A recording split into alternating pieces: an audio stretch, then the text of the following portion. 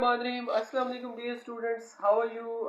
आज हमारा बीएस का लेक्चर होगा इंग्लिश का, और उसमें जो है हमारा जो टॉपिक है वो होगा द वर्ब को हम पढ़ेंगे, उसको डिफाइन करेंगे, उसकी एग्जांपल्स को देखेंगे। Then we would try to know then we would try to define what is transitive and intransitive verb. तो ये तीन टॉपिक्स आपके सिलेबस में शामिल हैं।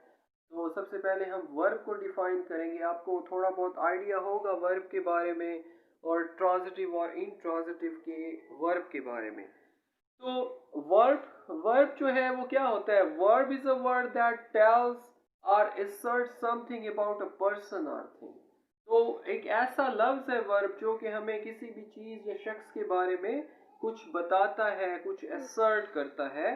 Verb comes from the Latin verbum. तो बेसिकली वर्ब जो है वो लातीनी एक लफ्ज है वर्बम, उससे निकला है। वर्बम का मतलब होता है वर्ड, मतलब कि जो सबसे सेंटेंस में स्ट्राइकिंग वर्ड्स होता है, की वर्ड होता है फिक्रे का, वो फेल होता है, वर्ब होता है। और ये लैटिन से निकला है, वर्बम है वर्ड लैटिन, उससे अक्स किया गया है।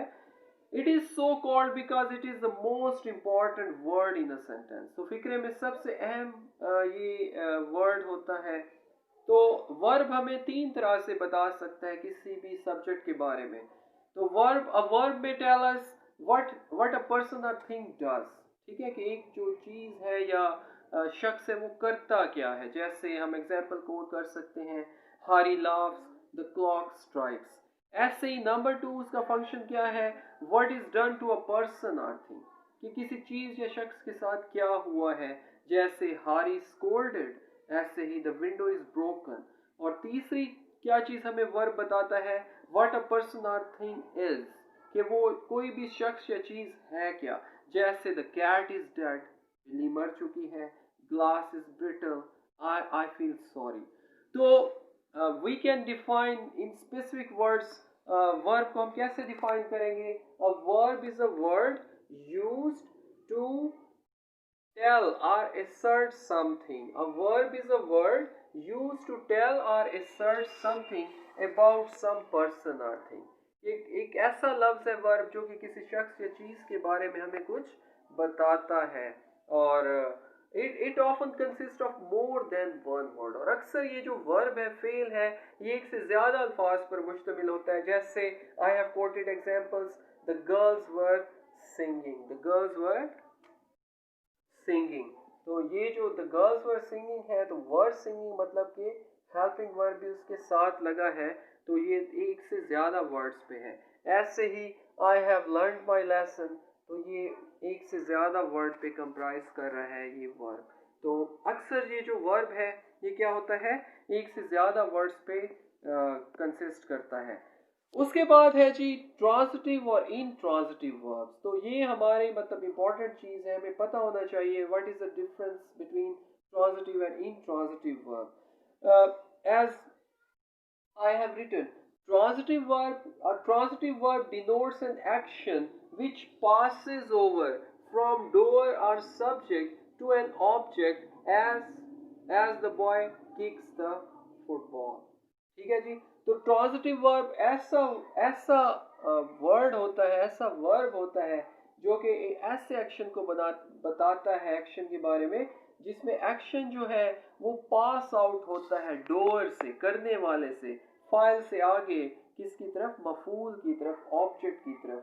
तो ऐसे हम फेल को क्या कहते हैं, जो फेल ट्रांसफर हो रहा हो from doer to the object, उसको कहते हैं ट्रांजिटिव वर्ब। जैसे the boy kicks the football, अब लड़के ने जो है वो किक किया है और वो एक्शन जो है पास आउट हो रहा है किसकी तरफ, फुटबॉल की तरफ। तो ये जो होगा किक्स, जो वर्ब है उसको हम कहेंगे कि ये ट्रांजिटिव वर्ब है। उसके बाद आ जाते हैं जी जनाब इंट्रांजिटिव वर्ब पे। इंट्रांजिटिव वर्ब जो है वो पैसिव होता है ना। And intransitive verbs denotes an action which does not passes over to an object or which expresses a state or being। ठीक है जी। तो इंट्रांजिटिव फेल ऐसा फेल होता है जिसमें जो एक्शन है वो पास ओवर नहीं होता किसी भी आगे मफूल की तरफ, किसी चीज की तरफ। और ये एक्सप्रेस करता है इंट्रांजिटिव वर्ब की क्वालिटी ये है कि एक्सप्रेस करता है स्टेट को, हालत को, और बीइंग या किसी चीज़ के होने को। जैसे हम एग्जाम्पल कोड कर सकते हैं, ही रैन अ लॉन्ग डिस्टेंस, ठीक है, ही रैन अ लॉन्ग डिस्टेंस, तो रैन क्या है, वो डिस्टेंस को मतलब शो कर रहा है, तो दिस इज एक्शन, ओके, लेकिन वो पास आउट नहीं हो रहा, ठीक है, वहीं पे रुक गया है। ऐसे ही द बेबी स्लीप्स, तो ये स्टेट है, ठीक है, ये स्टेट को शो कर रहा है। पहला फिक्रा एक्शन को शो कर रहा था, ये स्टेट को शो कर रहा है।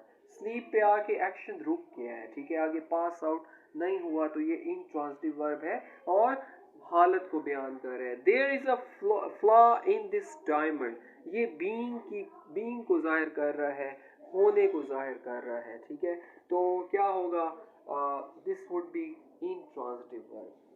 So we can say that there is a minor difference between transitive and intransitive verb. Intransitive verb action passes over from doer to the object of that particular sentence, and in intransitive verb the action does not pass over to anything. It denotes a state or being. उसके बाद आ जाते हैं जनाब हम के ये था transitive और इंट्रांजिटिव वर्ब्स। आगे हम इनके छोटे छोटे कुछ पॉइंट्स हैं जिनको हमने जानना होगा। पहला पॉइंट ये है कि verbs like ask, offer, tell, take, two objects after them. तो जैसे आस्क है, ऑफर है, टेल है, तो ऐसे जो होते हैं वर्ब्स वो अपने साथ टू ऑब्जेक्ट्स को लेते हैं, ठीक है, मतलब these are basically transitive verbs और इनके साथ टू ऑब्जेक्ट्स होते हैं आफ्टर देम। जैसे एक होता है indirect object which denotes direct object, ठीक है जनाब, तो दो चीज़ें होती हैं, एक्शन तो पास आउट हो रहा होता है बट वो एक्शन पास आउट हो रहा होता है डायरेक्ट ऑब्जेक्ट की तरफ, बट उसमें इनडायरेक्ट ऑब्जेक्ट भी मौजूद होता है। जैसे for example name of something, जैसे for example he told me a secret, ठीक है, तो ही टोल्ड मी मतलब कि उसने मुझे बताया। टोल्ड जो है इनडायरेक्ट होगा, ठीक है, उसमें थिंग में अ सीक्रेट, और ये क्या होगा, ये डायरेक्ट थिंग है और ये इनडायरेक्ट थिंग है ये, ठीक है। तो ही टोल्ड मी अ सीक्रेट, तो इसको हम कह सकते हैं कि इसमें दो ऑब्जेक्ट्स हैं, एक इनडायरेक्ट है और दूसरा डायरेक्ट है। उसके बाद जनाब most verbs can be used as both as transitive and intransitive verbs. तो अक्सर जो फेल होते हैं हम उनको according to their situation, according to the sentence structure, according to their meaning, we can use them as transitive or intransitive verbs. जैसे देखिए नीचे मैंने मिसाल कोट की है, the short sank the ship। अब ये जो sank का है वर्ब ये ट्रांजिटिवली यूज हो रहा है, ठीक है, the short sank the ship, और ऐसे हम sank को इंट्रांजिटिव वर्ब के तौर पे भी इस्तेमाल कर सकते हैं, the ship sank रैपिडली, ठीक है, तो ये जो यहाँ पे जो सैक है ये इंट्रांजिटिवली यूज हो रहा है। उसके बाद हम जनाब आ जाते हैं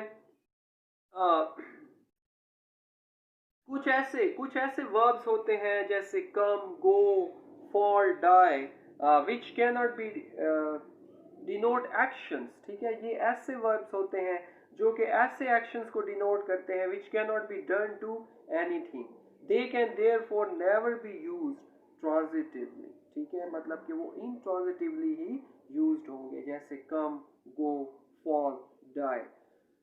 उसके बाद है जनाब कि एक और पॉइंट है, sometimes though the verb is used reflexively, कुछ ऐसे verbs होते हैं जिनको हम reflexively यूज करते हैं, the object is not expressed, लेकिन उसमें object understood होता है, उसको हम इस्तेमाल नहीं करते, मतलब उसको मेंशन नहीं करते।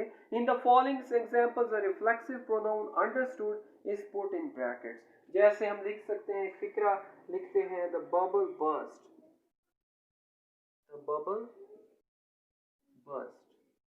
अब यहाँ पे जो इटसेल्फ है ये क्या होगा, ये अंडरस्टूड होगा, मतलब हम इटसेल्फ को मेंशन नहीं करेंगे लेकिन वो अंडरस्टूड है कि वो हो रहा है। तो अब ये जो itself है, this is basically reflexive quality, ठीक है, ये वर्ब की रिफ्लेक्सिव क्वालिटी है, लेकिन हम इसको मेंशन नहीं करेंगे, ठीक है। These verbs may however be regarded as pure intransitive, और इन verbs को हम क्या कहते हैं कि ये pure intransitive verbs हैं without any reflexive force whatever। उसके बाद last but not least हमारा जो point है वो ये है कि certain verbs can be used reflexively and also as ordinary transitive verb। कुछ ऐसे words होते हैं जिनको हम क्या कर सकते हैं, यूज कर सकते हैं रिफ्लेक्सिवली और इंट्रांजिटिव वर्ब के तौर, दोनों दोनों तरह से। जैसे हम लिख सकते हैं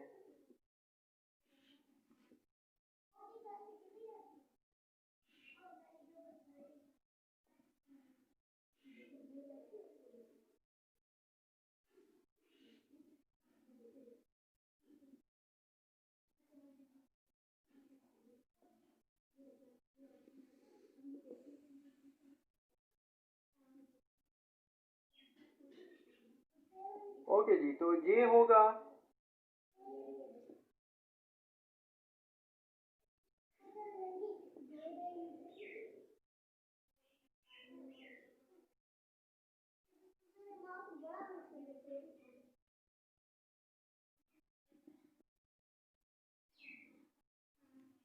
ओके।